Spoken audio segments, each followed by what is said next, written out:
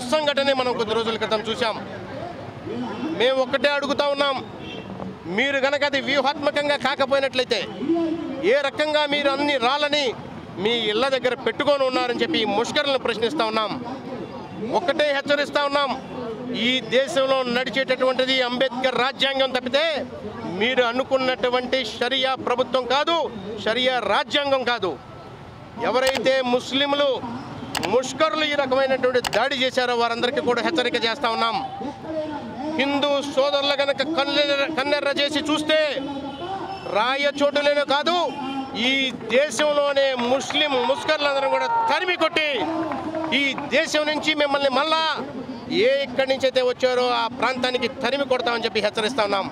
ఈ రాష్ట్ర ప్రభుత్వాన్ని కూడా మేము ఒకటే ప్రశ్నిస్తూ ఉన్నాం, ఎందుకని అక్కడ జరుగుతున్నటువంటి ప్రశాంతమైన వాతావరణంలో హిందూ సోదరులు ఒక సామాన్యంగా ప్రొసెషన్ చేసుకుంటూ ఉంటే ఎందుకని మీరు రక్షణ కల్పించలేకపోయారు?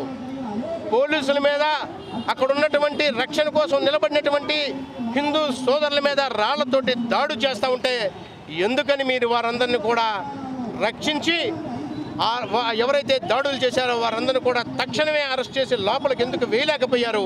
ఎందుకు రిమాండ్కి పంపించలేకపోయారని చెప్పి మేము ప్రశ్నిస్తూ ఉన్నాం. అదేవిధంగా ఆ ప్రాంతంలో ఉన్నటువంటి రోహింగ్యా ముస్లింలు ప్రేరేపితమైనటువంటి ముష్కరులు కొంతమంది అక్కడ నివసిస్తూ ఉంటే వారందరినీ కూడా ఏ రకమైనటువంటి చర్యలు ఎందుకు తీసుకోలేకపోయారని చెప్పి మేము ఈ ప్రభుత్వాన్ని కూడా ప్రశ్నిస్తూ ఉన్నాం.